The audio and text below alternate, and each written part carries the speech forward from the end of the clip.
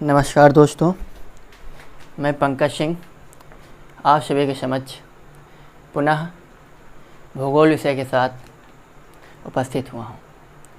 चलिए कल की क्लास के आगे आज फिर हम अगली क्लास देखते हैं, अक्षांश एवं देशांतर, जो कि प्रतियोगी परीक्षाओं के लिहाज से बहुत ही महत्वपूर्ण टॉपिक है।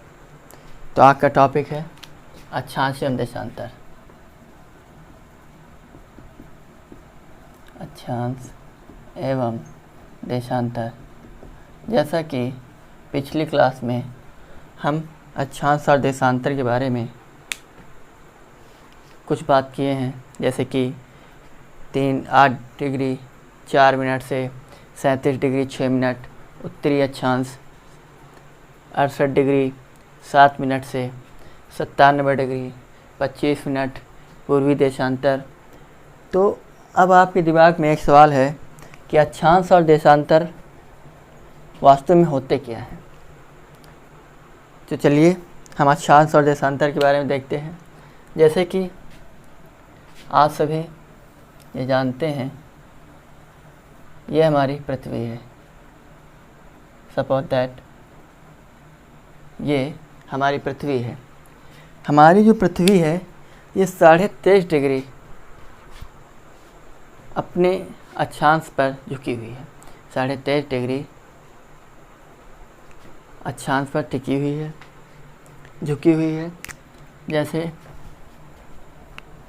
एक रेखा है जो इसे बराबर 2 भागों में पृथक करती है या विभाजित करती है। इस रेखा को हम 0 डिग्री अक्षांश कहते हैं। अक्षांश को इंग्लिश में लैटिट्यूड बोलते हैं। 0 डिग्री अक्षांश को ज्योग्राफी में यानी भूगोल में विषुवत रेखा या इसे ही समानांतर रेखा या इसे ही भूमध्य रेखा कहते हैं। जब ये 0 डिग्री अक्षांश इस वृत्त या इस गोले को 2 भागों में पृथक या विभाजित कर देता है, तो इसे ऊपर वाले हिस्से को उत्तरी गोलार्ध, इसे उत्तरी गोलार्ध तथा नीचे वाले गोले को दक्षिणी गोलार्ध कहते हैं।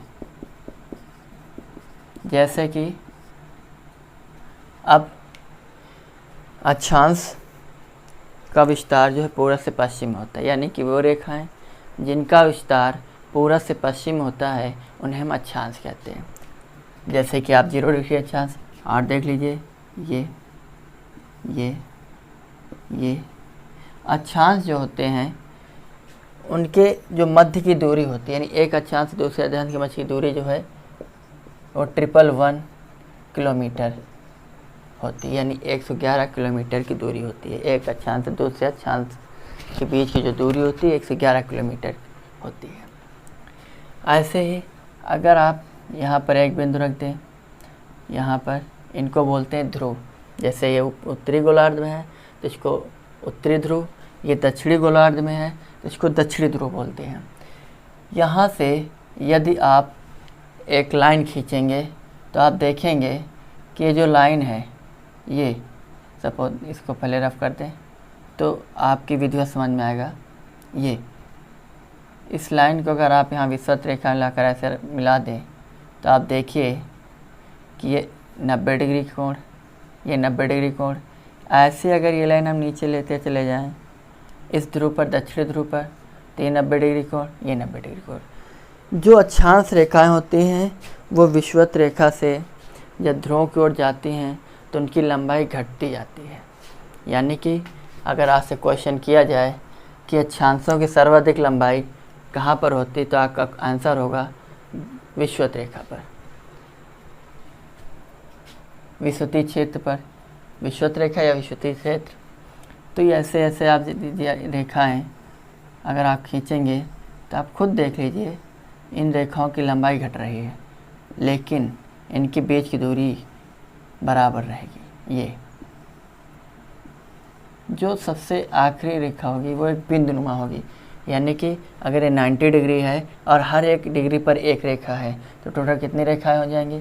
90 रेखा यानी अक्षांश। वैसे ही अगर आप दक्षिणी ध्रुव में आएंगे तो ऐसे ही हर एक डिग्री पर एक रेखा है, इस प्रकार ये भी 90 डिग्री है, तो इस प्रकार यहाँ पर भी कुल 90 रेखाएं हो जाएंगी और उन 90 टोटल ये और 90 आगे अब आप जोड़ेंगे तो हो जाएगा 180, यानी कि हमारे ग्लोब में कुल 180 अक्षांश रेखाएं हैं। अगर यदि आप इस 0 डिग्री रेखा को भी जोड़ लें तो हो जाएंगे 181। अब आपके दिमाग में ये सवाल है कि क्या सही होगा, 180 या 181? तो आपकी जानकारी के लिए मैं बता दूं कि दोनों ही सही हैं। ऑप्शन में कभी भी दोनों एक साथ नहीं आएंगे, यदि आएंगे तो दोनों ही सही होंगे, ए और बी दोनों ऐसे। चलिए, ये थे अक्षांश। अक्षांश में हम देख लेते हैं जैसे कि कर्क रेखा, भूमध्य रेखा, मकर रेखा, इन रेखाओं को भी, जैसे कि आप जानते हैं कर्क रेखा भारत के बिल्कुल बीचों बीच से गुजरती है। तो कहाँ से गुजरती है? जैसे कि आपको बताया भी गया पिछली क्लास में कि भारत का विस्तार उत्तर पूर्वी गोलार्ध में है। भारत का जो विस्तार है उत्तर पूर्वी गोलार्ध में स्थित है। तो आइए हम आपको आज विधिवत बताते हैं कैसे। ये विषुवत रेखा है, ये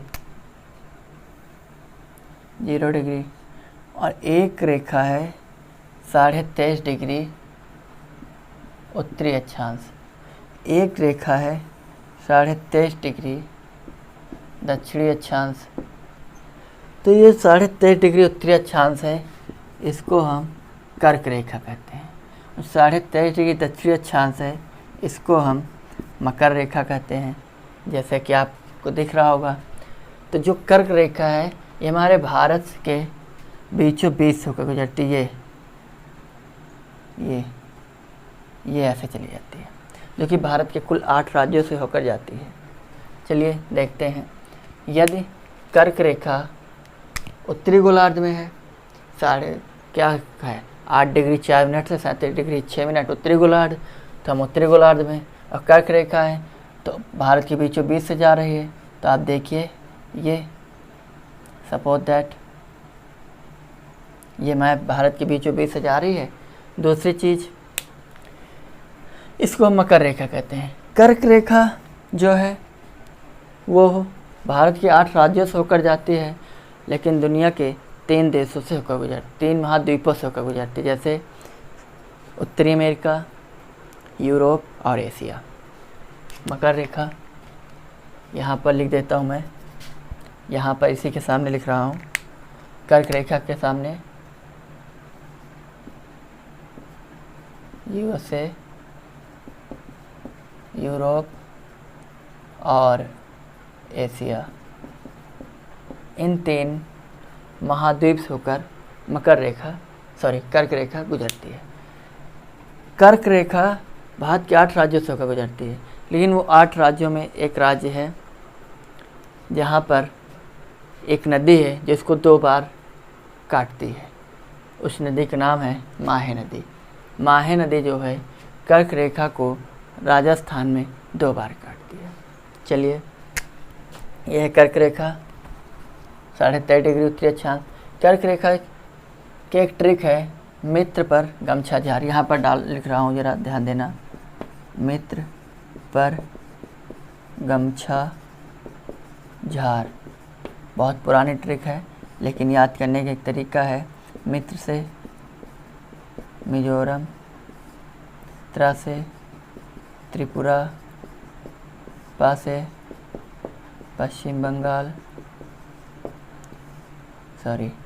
रा से राजस्थान, गा से गुजरात, मा से मध्य प्रदेश, छा से छत्तीसगढ़ और झा से झारखंड। आप देखिए, 1 2 3 4 5 6 7 8, ये 8 रेखा।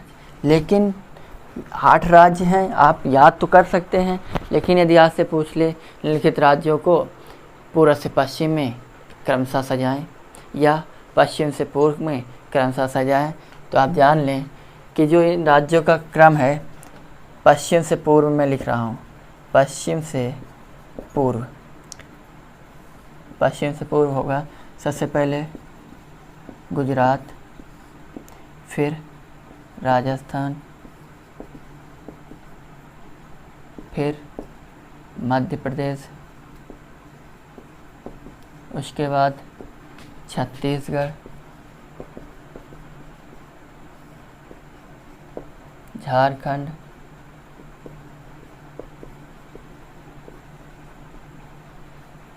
पश्चिम बंगाल,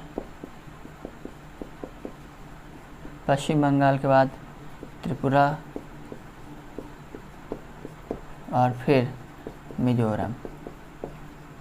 ये 8 राज्य हैं, 1 2 3 4 5 6 7 8, ये 8 राज्य हैं जहाँ से होकर हमारी कर्क रेखा गुजरती। देखिए, गुजरात, राजस्थान, मध्य प्रदेश, छत्तीसगढ़, झारखंड, पश्चिम बंगाल, त्रिपुरा और मिजोरम। दूसरी चीज़, फिर यहाँ से क्वेश्चन पूछता है कि कर्क रेखा जो 8 राज्यों से होकर गुजरती है, उन 8 राज्यों में से किस राज्य की राजधानी की सबसे निकटतम से होकर गुजरती है। तो आपकी जानकारी के लिए बता दूं कि ये जो है मध्य प्रदेश के राजधानी भोपाल के सबसे निकट, झारखंड की राजधानी रांची के सबसे निकट से गुजरती है। झारखंड की राजधानी रांची के सबसे निकट से होकर कर्क रेखा गुजरती है।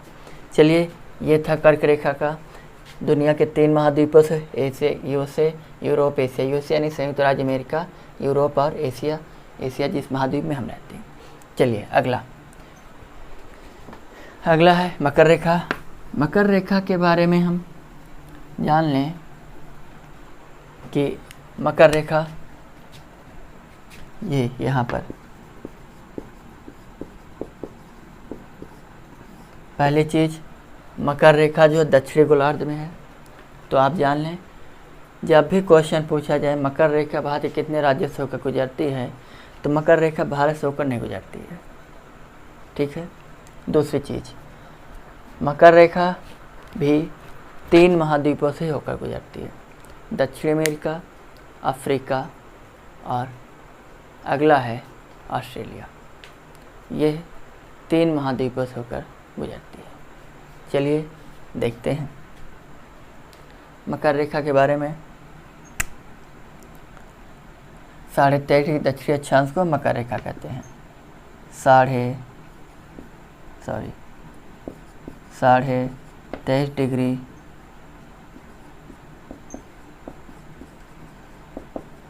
दक्षिणी अक्षांश को हम मकर रेखा कहते हैं। 23.5 डिग्री उत्तरी अक्षांश को हम कर्क रेखा कहेंगे, लेकिन 23.5 डिग्री दक्षिणी अक्षांश को मकर रेखा कहेंगे। मकर रेखा 3 महाद्वीपों से होकर गुजरती है। सबसे पहले दक्षिणी अमेरिका, दूसरे नंबर पे अफ्रीका, तीसरे नंबर पे ऑस्ट्रेलिया,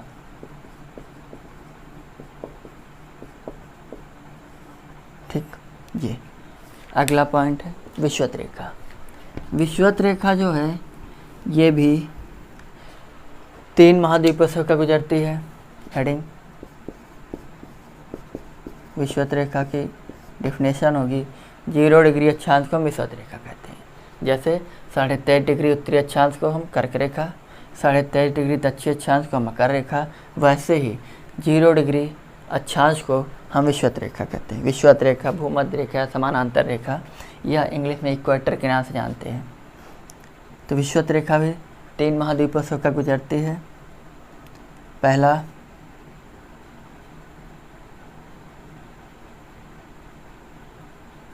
यूएसए, अफ्रीका और एशिया। यूएसए नहीं, उत्तरी अमेरिका लिखे आप। उत्तरी अमेरिका। और यहाँ पर भी मिस्टेक हो गई थोड़ा सा, यहाँ पर भी आप उत्तरी अमेरिका कर लें, उत्तरी अमेरिका। ये यूरोप और एशिया, वो यू से एक देश है, मिस्टेक हो गई थी। उत्तरी अमेरिका, अफ्रीका और एशिया। एक चीज़ आप जान लें कि जो अफ्रीका है, यहाँ से एशिया, अफ्रीका और उत्तरी अमेरिका, जी हाँ, यूरोप, ठीक। चलिए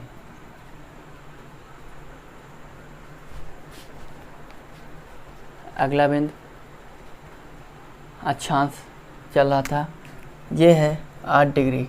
यदि आप इस रेखा को ये 8 डिग्री 4 मिनट मान लें और इस रेखा को, सॉरी इसको ये 37 डिग्री 6 मिनट मान लें, तो ये हैं भारत के भारत के मुख्य भूभाग का अक्षांशीय विस्तार। जब पूछ लिया जाए से आके भारत के सबसे दक्षिणतम बिंदु से अक्षांशीय विस्तार, तो वो होगा यहाँ से, ये तो है आपका 8 डिग्री 4 मिनट। लेकिन यहाँ से आगे पूछ लिया जाए ये दक्षिणतम बिंदु इंदिरा पॉइंट से, तो यहाँ से होगा 6 डिग्री 45 मिनट उत्तरी अक्षांश। उम्मीद है आप समझ रहे होंगे। 6 डिग्री 45 मिनट ये से लेके 37 डिग्री 6 मिनट उत्तरी अक्षांश। ये रहा आपका अक्षांश। अब हम चलते हैं देशांतर पे। देशांतर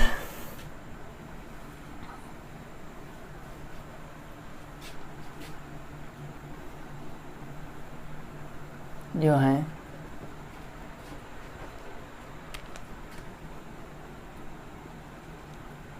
देशांतरों का विस्तार, वे काल्पनिक रेखाएं जिनका विस्तार उत्तर से दक्षिण में होता है। वे काल्पनिक रेखाएं जिनका विस्तार उत्तर से दक्षिण में होता है, उन्हें हम देशांतर रेखा कहते हैं। जैसे कि ये है 0 डिग्री देशांतर रेखा, 0 डिग्री देशांतर रेखा, जो कि इंग्लैंड के ग्रीनविच से होकर गुजरती है, इसलिए इसे अंतर्राष्ट्रीय मानक रेखा भी कहते हैं। अंतर्राष्ट्रीय मानक रेखा 0 डिग्री देशांतर को हम अंतर्राष्ट्रीय मानक रेखा कहते हैं, जो कि लंदन के ग्रीनविच से होकर गुजरती है।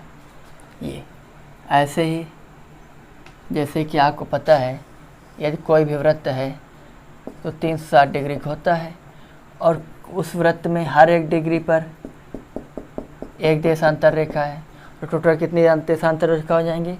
360। इस प्रकार से कुल 360 देशांतर रेखाएं होती हैं। देशांतर रेखाएं 360। चलिए देखते हैं। जैसे कि आपको बताया है पिछले मैंने कि जो देशांतरीय विस्तार है भारत का, ये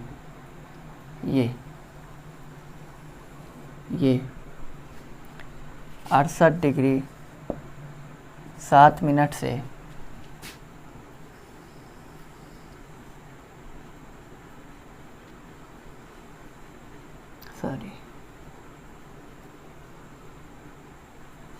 ये 97 डिग्री 25 मिनट।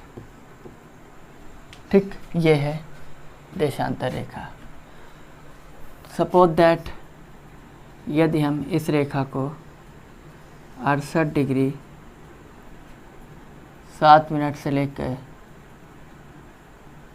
इसको 97 डिग्री 25 मिनट मान लें, तो जो भारत है जैसे कि आपको बताया गया कि पूर्वी देशांतर में स्थित है। तो इस रेखा के हमारे दाईं तरफ पूर्व, बाईं तरफ पश्चिम। तो आप देखिए ये थी आपकी 0 डिग्री विषुवत रेखा, इसके उत्तर में है और इसके पूर्व में है, और किस तरफ है? उत्तरी गोलार्ध में। तो भारत की जो गोलार्धीय स्थिति है वो है उत्तर पूर्वी गोलार्ध। ठीक है।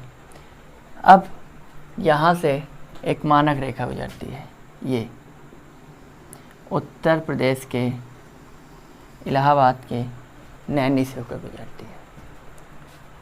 इलाहाबाद से नैनी से होकर गुजरती है। तो यानी वो जो 82 मानक रेखा है वो ये इस तरीके से ऐसे गुजरती है। हर एक देश की अपनी एक मानक रेखा होती है। यदि मानक रेखा नहीं है तो उस देश के टाइमिंग में काफ़ी अंतर आ जाता है। जैसे कि यदि आप देख लें कि ये है गुजरात, क्यों आता है अंतर? आप देखिए, पृथ्वी हमारी गोल है यानी 360 डिग्री, 24 घंटे में एक चक्कर लगाती है ये, और 24 घंटे में और 1 घंटे और 60 मिनट। यदि आप 24 घंटों को मिनट में कन्वर्ट कर लें तो 24 को 60 से गुणा करेंगे तो हो जाएगा 1440/360। 0 से 0 कट गया, 36 चौके 144, ये 36 4 जा 144। ये कितने टाइम्स गया? 4 टाइम्स, यानी एक देशांतर बराबर 4 मिनट। ठीक, यानी कि यदि आप एक देशांतर से दूसरे देशांतर, आप नहीं, सूर्य के प्रकाश को यदि एक देशांतर से दूसरे देशांतर तक की दूरी तय करनी है तो इसको कुल 4 मिनट का समय लगेगा। तो टोटल, और आप देखिए कि 0 डिग्री रेखा को अंतर्राष्ट्रीय मानक रेखा माना गया है। ये भारत की मानक रेखा है, कितनी है? ये 82.5 डिग्री। ये जो मानक रेखा है भारत की, ये है 82.5 डिग्री। तो यदि ये 82.5 डिग्री है और ये 0 मिनट का है तो 82.5 यानी 82.5 लिख सकते हैं, और 4 मिनट गुणे 4 पंचे 20, 4 दूनी 8, 2 10, 4 बट 32, 1 33, यानी पॉइंट, यानी 330, पॉइंट हटा दें, यानी 330 मिनट। और 330 को यदि आप 60 से भाग दे दें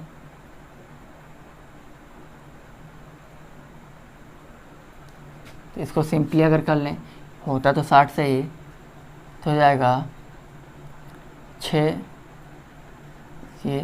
6 पंचे 30, 6 पंचे 30, बचे 3 दशमलव खिलाएंगे, 0 होगा, हो जाएगा 30, यानी 30, 6 पंचे 30, यानी कि 5.5 मिनट, 5.5 यानी 5.5 यानी 5 घंटा 30 मिनट। या यदि आप ये नहीं समझे हैं तो ये देखिए, 330 को हम 300 कर सकते हैं, और 300 मिनट यानी 5 घंटे, 6 पंचे 30 यानी 5 घंटे, और प्लस 30 मिनट और, तो यानी कितने हो गए? 5.5 घंटे। ये तरीका, यानी कि हम लंदन के से 5.5 घंटे तो आगे हैं पीछे हैं। अब यहाँ से क्वेश्चन पूछ लेता है कि हम कितने घंटे लंदन के समय से आगे हैं पीछे हैं। तो हम 5.5 घंटे आगे हैं। क्यों? क्योंकि आपको ये मालूम है कि सूर्य जो है उसका उदय पूर्व दिशा में होता है। तो सूर्य का प्रकाश जहाँ पहले पड़ेगा, ये जिस देश के जिस स्थान को पहले मिलेगा वो आगे होगा। कैसे? सूर्य का प्रकाश, हम यहाँ हैं, इंग्लैंड यहाँ पर है, तो सूर्य जो पृथ्वी अपनी धुरी पर पश्चिम से पूर्व की ओर घूमती है, यानी ये ऐसे घूमेगी। तो जो यहाँ पर होगा पहले, उसको फिर यहाँ से ऐसे जाएगा, ये इधर, इसको बांधे प्रकाश, यानी पहले कौन है? ये आगे। तो हम कहाँ हैं? पूर्व में हैं, तो हमें सूर्य का प्रकाश पहले मिलेगा, इसलिए हम जो जितने भी घंटे होंगे हम आगे होंगे। तो 5.5 घंटे हम लंदन के समय से आगे हैं। ठीक, जैसे कि क्वेश्चन पूछ लिया जाता है कि हम लंदन में सुबह 8:30 बजे नाश्ता कर रहे हैं, तो उस समय इंडिया में यानी भारत में क्या समय होगा। तो आपको पता है कि यदि वो 8:30 बजे वहाँ पर काम कर रहे हैं तो हम क्या करेंगे, 5.5 घंटे हम पीछे आ जाएंगे, सॉरी आगे चले जाएंगे। क्यों?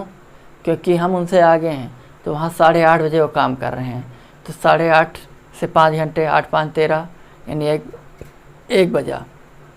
ठीक, कितना बच जाएगा, 8 8:30 से 8 5 13 यानी कि बच जाएगा 2 यानी यहाँ पर दोपहर के 2 बज रहे होंगे उतनी समय।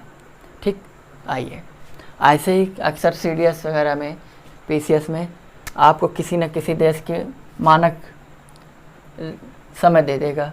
जैसे कि उसने दे दिया श्रीलंका का मानक समय 90 डिग्री देशांतर है। उत्तरी या दक्षिणी जरूर देगा, सॉरी उत्तरी या पूर्व, सॉरी पूर्व या पश्चिम। तो अगर पूर्व में है तो हम आगे रहेंगे, सॉरी पीछे रहेंगे। ये जो पश्चिम में है हमसे, अगर ये 90 है तो हमारा 82.5 है, तो मेरे से आगे होगा। तो हम जो भी समय आएगा वो हमसे उतने घंटे उतने मिनट आगे होगा। तो जैसे ये कितना हो, 4 या 36, 360 या 36, 6 से आप 60 से भाग दोगे, 6 बार जाएगा पूरा पर, यानी 6 घंटे। यानी कि जो श्रीलंका है वो 90 मिनट क्या है, पूर्व में है, तो हमसे क्या है आगे 90 में। अगर 82.5 डिग्री यहाँ पड़ेगा और ये 97 यहाँ पड़ रहा है, तो जो ये होगा ये यहाँ पर होगा, और ये मेरे से आगे है, तो सूर्य का प्रकाश यहाँ पहले आएगा, तो इसलिए ये क्या है, मेरे से आगे है। क्यों? क्योंकि इसको सूर्य का प्रकाश पहले मिल रहा है। इसलिए ये जो है हम इससे 5.5 घंटे आगे थे यहाँ से, तो यहाँ से 6 घंटे आगे है, तो हमसे कितने घंटे आगे, आधा घंटे। क्योंकि जो भी समय होगा वो यहाँ से चलेगा। क्लियर? चलिए, उम्मीद करता हूँ आगे समझ में आ गया होगा। इसी प्रकार हम, यह था देशांतर, ये थे मानक रेखा। मानक रेखा जो है हमारे देश के 5 राज्यों से होकर गुजरती है। कौन कौन से? उत्तर प्रदेश, मध्य प्रदेश, छत्तीसगढ़, झारखंड और आंध्र प्रदेश।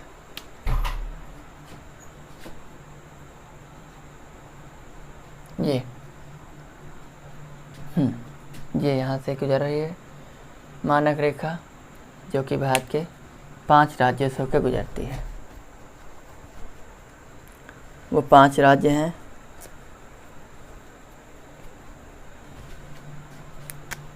उत्तर प्रदेश,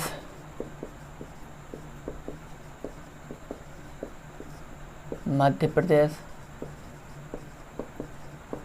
छत्तीसगढ़, उड़ीसा और आंध्र प्रदेश।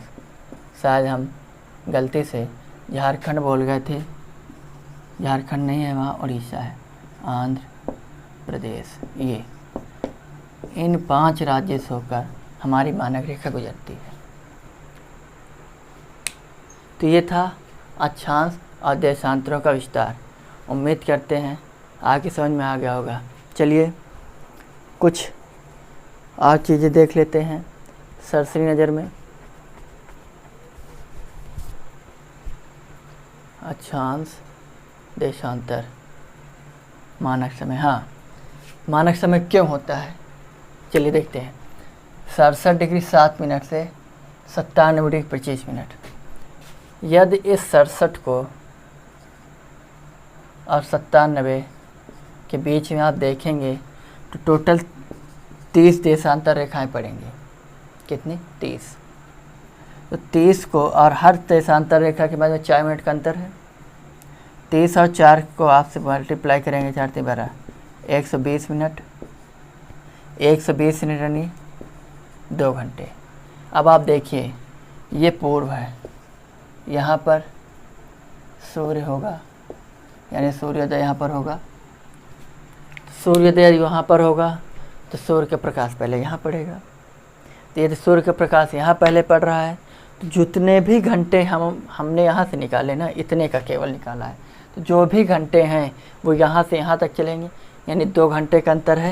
यानी गुजरात से लेकर आंध्र प्रदेश, देखिए गुजरात के कहाँ से, गौहर माता, ठीक, यानी सरक्रीक से लेके अरुणाचल प्रदेश की बिथू या वालांगू के तक में जो समय का अंतराल होगा 2 घंटे का होगा।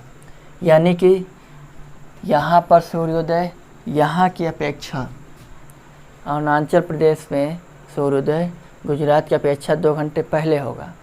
उसी प्रकार वहाँ पर 2 घंटे पहले सूर्यास्त होगा गुजरात की अपेक्षा।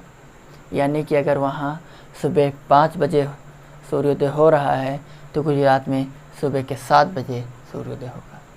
ये जो अंतर है समय का 2 घंटे का, ये 2 घंटे का अंतर ना हो इसलिए हम मानक रेखा निर्धारित कर लेते हैं, एक काल्पनिक, जिससे पूरे देश का समय निर्धारित होता है।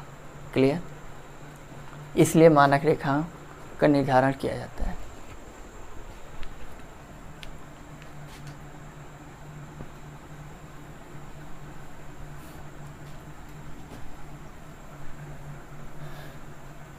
चलिए, जैसे कि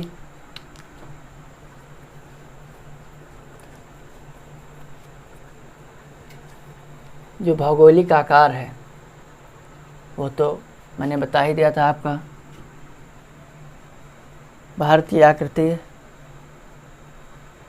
प्रायद्वीपीय है एवं जो आकार है वो चतुष्कोणीय है। ठीक, प्रायद्वीप को इंग्लिश में पेंसुला बोलते हैं। पेंसुला, पेंसुला मीन्स होता है प्रायद्वीप। और प्रायद्वीप क्या होता है? वह भूभाग जिसके 3 ओर जल भरा हो उसे प्रायद्वीप कहते हैं। देखिए, अरब सागर, बंगाल खाड़ी, हिंद महासागर, ये 3 ओर क्या है? जल से घिरा हुआ है, इसलिए इसको क्या बोलते हैं? प्रायद्वीप। यानी भारत कैसा देश है? भारत एक प्रायद्वीपीय देश है, चतुष्कोणीय प्रायद्वीपीय देश है। ठीक, दूसरी चीज़, यदि हम भारत के क्षेत्रफल के बारे में आपको बता चुके हैं,